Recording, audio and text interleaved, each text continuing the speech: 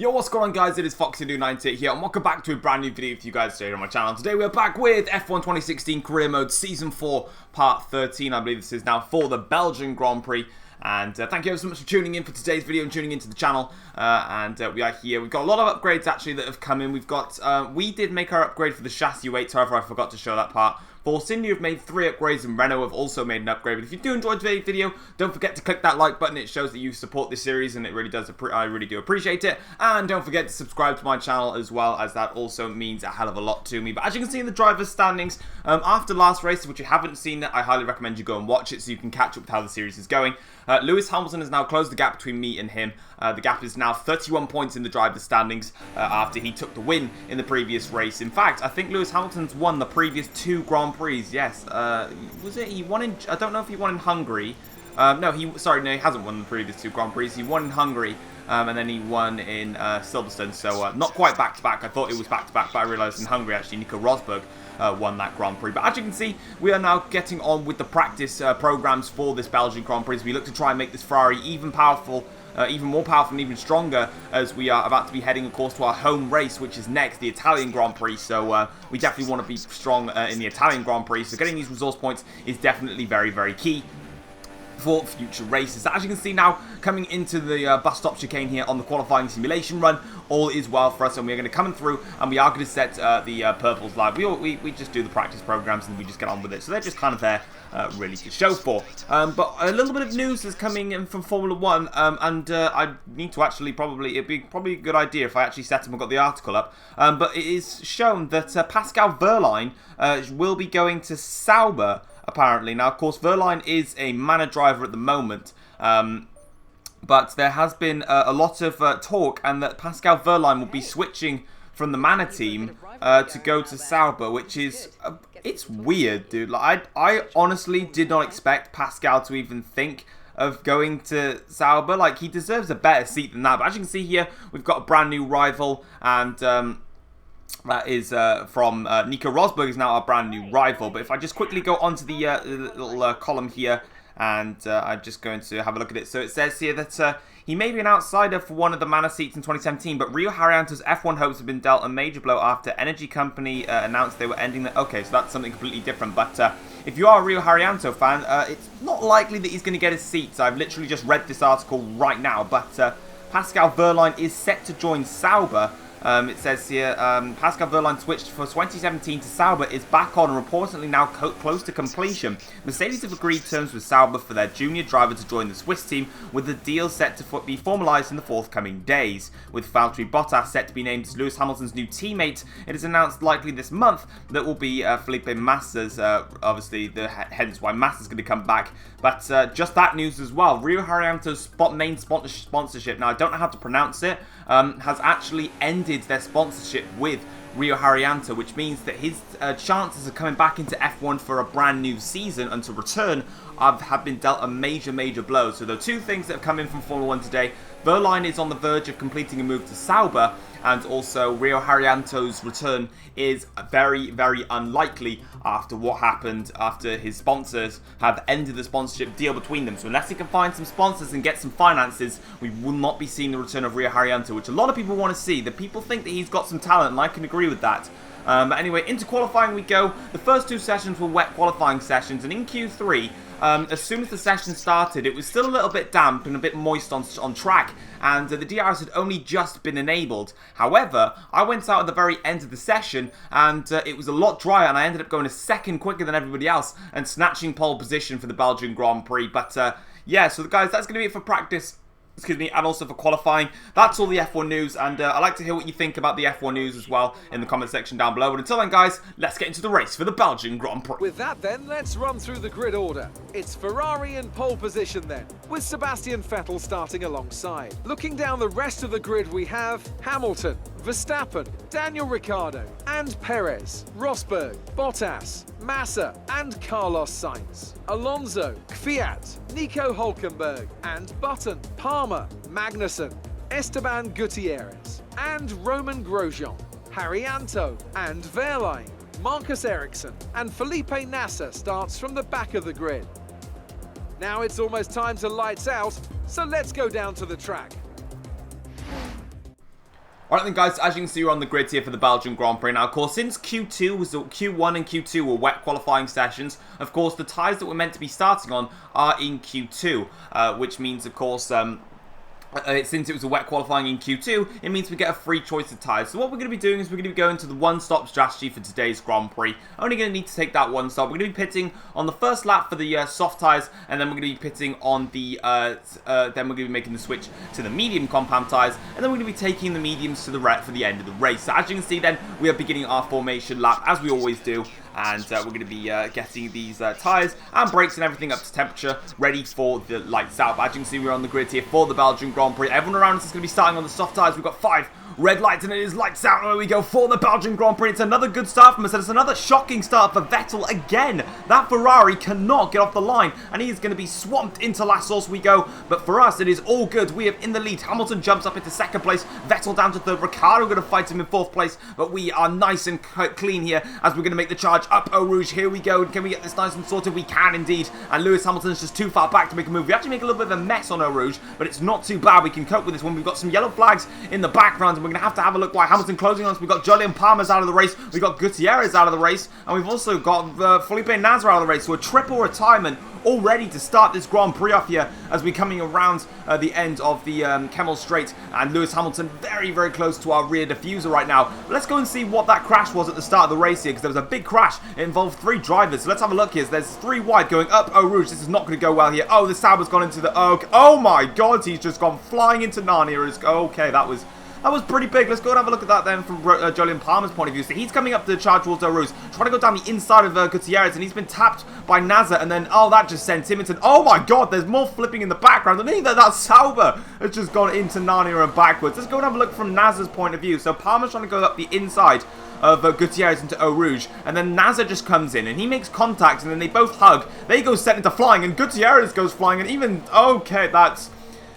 Wow, okay, they've all just blown up, basically. That's the definition of ultimate blown up. This is from Gutierrez's point of view. So what I'm thinking is, Gutierrez is getting up the inside, is going up the inside, sorry, Palmer's gone up the inside. Nasr has tapped Gutierrez. Gutierrez and Palmer have been stuck together. Julian Palmer then gets blown up into the wall, and then Gutierrez then gets blown up by the Sauber, and they both flip and blow up and just go crashing in the air. But here onto lap 2 of the Grand Prix, Lewis Hamilton getting very close to us here, as you can see, down the Kemmel Straight, braking nice and hard here. Can we defend from Lewis Hamilton? We do just that, and Hamilton has to sit back for another bit longer. But unfortunately, me and Hamilton have made some contact. Virtual safety car is out, and I believe Lewis Hamilton is out of the race. So the 2 title contenders, myself and Hamilton, have come to blows here in Belgium, and let's go find out why. So at the end of the Kemmel Straight here, Hamilton then just sort of, yeah, that was a bit fast, actually. I do have a slow motion camera of this because I'm pretty sure someone's going to be like, you hit Hamilton, blah, blah, blah. So let's go and have a look at this. So you can see I've shoved Hamilton wide, and then Hamilton comes back onto the circuit and goes into the side. But this is the one we're going to need to look at more. So we're going to slow it down here. So I've got the inside line. You can see I've taken him on the inside line. Hamilton then starts turning his wheel. Look how he's turned his wheel. He's now got all 4 wheels off the circuit, and he's come to try and get back on. So I'm sorry, but I defended my line. Hamilton's physically turned himself off the circuit. I've not shoved him off the track. You saw his wheel turn to the left. And unfortunately, he's gone off the circuit, and then instead of going and avoid it and going over the sausage curbs like you're meant to, he's literally just gone and tried to turn back onto the track. But the problem is, he's not on the track, and I'm already on the racing line. So a racing incident there, unfortunately, between me and Lewis Hamilton. But I knew there was going to be some controversy in the comments, so I decided to put that slow motion camera into show. Was not my fault, unfortunately. But Sergio Perez is now out of the race, so everyone's... Okay, hang on. Oh, Perez just whacked into the side of Vettel there. So Perez has gone spinning out of this Grand Prix at the moment. It's like a demolition derby. Let's go and have a look from a different angle. So Vettel is closing in on Perez, and then Vettel goes to the... Oh, okay. What that appears to me is that Vettel has just absolutely blown up Perez. So it seems that the 2 Ferrari drivers are blowing up everyone. Well, I mean, Hamilton blew himself up by blowing into me, but still, I mean, Vettel's literally just gone and literally taken out Sergio Perez. It's like, you're holding me up, get out my way. But we've got Rio Haryanto out of the race, and now Danny Kvyat's out of the race. So literally everyone is just blowing up in this Grand Prix. Coming up Eau Rouge here, Haryanto and Kvyat have sort of touched, and well, they're gone. They've literally just gone a different way. They don't want to go up Eau Rouge. They're just going off to a different direction. They're going and leaving the Ardennes Forest. But as you can see, up Eau Rouge here, Haryanto's got that inside line, and unfortunately, you just can't. It's so difficult to make that move halfway up Eau Rouge, and especially with the contact system in this game, that's not going to work out. Unfortunately, they are all out of the race, but we are down to 15 drivers in the space of just 10 laps in this Grand Prix, so we may not even have any finishers at the end of this straight. Anyway, on to lap 10 of the Grand Prix. You can see Sebastian Vettel and myself are out in the clear air at the moment.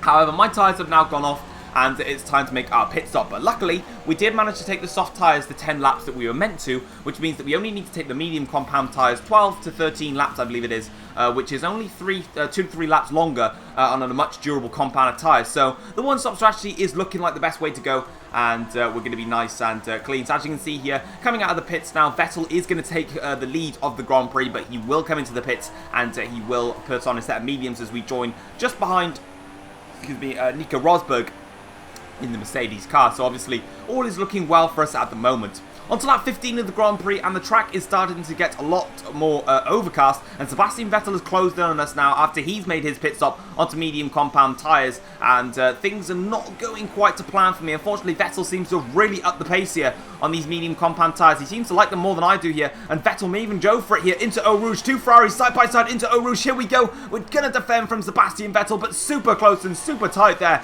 2 racing drivers here going hammer and tongs up Eau Rouge. So close to contact, but luckily myself and Vettel have managed to hold our own together compared to other drivers who have crashed horribly into Eau Rouge. But as you can see, coming past Stavelo corner here now, we're getting a nice little run here, but Vettel's got an even better on us here, and he's actually going to go for it here towards Blanchimont corner. So you can see we're going to fend off Sebastian Vettel here, and we're now going to go towards Blanchimont, which is here now, defending from Sebastian Vettel, giving him as nice room and giving as much space as possible here. Into the bus stop chicane we go, nice and late braking, and have the outside line into the first part of the chicane. We're going to have the inside line into the second part of the chicane, and that is us all clean on that lap here onto lap 16 of the Grand Prix. Now moving on to lap 17 of the Grand Prix, but Vettel is really fired up on these medium compound tyres, and he senses an opportunity here to take the win here in the Belgian Grand Prix. But we're going to do exactly what we did in Germany and hope we don't get a tyre blow up like last time. As you can see, we're going to chuck the car into rich fuel mixture, trying to give us as much speed as possible here, but Vettel's going to try it again into Eau Rouge. He's going to try the same thing again. We're going to have to defend again into Eau Rouge here, and so close and so tight, and somehow the 2 Ferrari drivers of myself and Vettel have not made contact on this time around, but it is getting very, very intense. On to lap 19 of the Grand Prix now. Sebastian Vettel is still right behind us. However, me and Vettel have been battling pretty hard, and the rain is starting to fall down here, but Vettel once again is going to try into Eau Rouge. Can he try? He's going to switch back on me, in fact, Vettel, and again into Eau Rouge. We're going to have to be so close there, nearly making contact with Vettel, but we just managed to hold our own together there, and we are comfortably through and still in the lead of this race as we move onwards with the track conditions getting a lot worse now. But unfortunately, Valtteri Bottas is out of the Belgian Grand Prix, so yet another retirement in this race. I'm going to go find out why here. So Bottas is making the run down towards Eau Rouge, and unfortunately his engine is blown up. So unfortunately, that's the first engine blowout of the race. Everyone else has crashed in this Grand Prix. On to lap 20 of the Grand Prix now, and once again the track conditions are still getting worse on this at the moment, and it's getting really hard to control this car with worn out medium compound tyres. But you can see coming up Eau Rouge, we're going to have to brake a little bit here into Eau Rouge and just sliding around, losing the back end of the car. And Vettel's got a great run up Eau Rouge, and he's going to try and take advantage of this here. DRS is going to be open and available for Vettel as we come down the Kemmel straight here now. Will Vettel make this move stick? Can he make a move stick? Round the outside, is Vettel going to make it stick? No, he's not. We are going to fend off Vettel. Still going to give him some space because he's still there on the actual racing, on the actual track, unlike Lewis Hamilton, but he didn't quite get that move stuck. Further on into lap 20 of the Grand Prix now, you can see the raindrops on the screen as it is definitely starting to rain a lot harder now in this Grand Prix. But through Stavelo corner here, we lost a little bit of time as we had some understeer, and Vettel's going to take full advantage of this. And as you can see, he's now going to come try and make a move for us around Blanchimont corner. Here we go here. That's not Blanchimont corner. This is Blanchimont corner, and we're going to defend heavily from Vettel, but Vettel runs wide there as the track conditions get even worse. And coming towards the bus stop chicane, we don't need to fend off Vettel, but you can already see the horrible track conditions onto the final lap of this Grand Prix. And I'm literally going to show the entire last lap here, braking nice and late now, not nice and late, sorry, nice and early into La Source, and literally doing 30 miles an hour into La Source. That's literally like the Lowe's hairpin around Monaco, showing how difficult it is at the moment. The track is soaking now at this point, and it's at this point the medium compound, the intermediate tyres are a necessity. But because the rain has fallen so late into the Grand Prix, there is literally no point. If this was like a 26 lap race or something like that, we definitely need to go to the intermediate tyres. There's just no need for them, but we made a little bit of a poor exit out of Eau Rouge, and now down the Kemmel Straight. Will Vettel find a way through? He's just too far back, and you can see how we're just having to gingerly literally just try and get to the finish line. We're just having to nurse this car home at the moment. Of course, unfortunately on lap 18 of the Grand Prix, we've had more engine problems. I need to find out why this Ferrari keeps having engine power deployment problems, but every time it always does, and Vettel's been fighting hard. I'm not trying to say every time that the engine deployment problems are causing me to lose time against the Ultimate AIs. Hell no, because Vettel was catching me even when we came out of the pits. It's literally halfway through my battling that we've had these problems, but luckily Vettel, and I've now got a gap to Vettel here because Marcus Ericsson's actually come through on the inside of Vettel. Now Ericsson's pit for intermediate tyres on the last lap of the Grand Prix here, but you can see me sliding around, but you can see Vettel's lost some time here, but we're going to break quite late, unfortunately. We've locked up the tyres here. Ericsson's going to come flying through, which is fine because Vettel is still behind me on this last lap of the Grand Prix. Vettel is there, you can see him on your screens obviously as I turn backwards here. Now into Stavolo corner we go now, and we're just literally just trying to creep and crawl to the finish line. We've had everything in this Belgian Grand Prix. Definitely one of the craziest, if not the craziest race I've ever taken part in before. So many accidents, so much carnage, and of course with this being the Belgian Grand Prix, it wouldn't be a Belgian Grand Prix without some rain, and we're just trying to make our way through Blanchimont corner now, braking down into 7th gear here, having to lift off very, very hard on the brakes here, but Vettel's getting much, much closer into the bus stop chicane, braking really late now. Can we defend from Vettel? Just trying to stop the car here, and we've managed to plant the car onto the apex of the first part of the bus stop chicane and on the second part of the bus stop chicane, and as we come around the final corner now, we're going to do it for the first time since Azerbaijan. We're going to win a Grand Prix, and we have won the Belgian Grand Prix after a very, very hard-fought race. Of course, with a lot of accidents. Of course, the accident between me and Lewis Hamilton's going to cause some controversy, I know. And also everybody else's controversial accidents. The battle with Sebastian.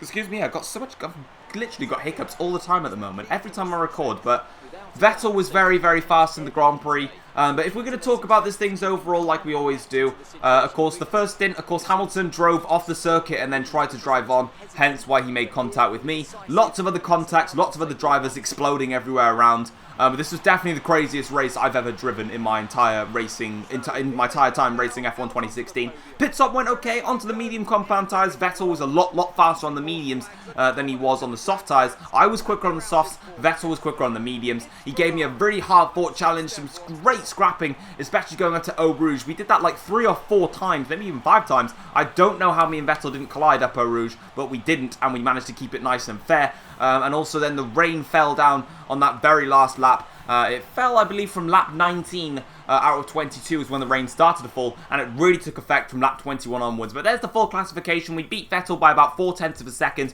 which is enough. But look at all those DNFs. Look how many people failed to finish the Grand Prix. Of course, Gutierrez, Palmer and Nasser didn't actually set a lap. Hamilton, of course, made contact with me and then spun off into the wall. And then I believe we had Kvyat and Haryanto both crashed into each other. And then Bottas, obviously, his tyres exploded, engine exploded. Into the driver's standings. And of course, after the contact between me and Hamilton, which led to a victory for myself, Lewis Hamilton has now lost 25 points, which means we've gained 25 points in the driver's standings. And in the constructor's standings, of course, the gap was 7 points. It's now up to 40 points, which means that we have gained a lot in both the drivers and constructor's standings, of course, with Belgium being a crazy race. But of course, you may think, of course, now that there's a 25-point gap bigger between me and Hamilton, but of course, this championship is not over yet. There's a lot that can happen. Of course, we saw it in Germany when my tyre exploded, and we've seen it here where literally everything went on in this race. But if you have enjoyed today's race, feel free to drop a like, subscribe if you're new around here as well, and we're going to be making an upgrade to the fuel efficiency ready for the Italian Grand Prix, which will be next. But until then, guys,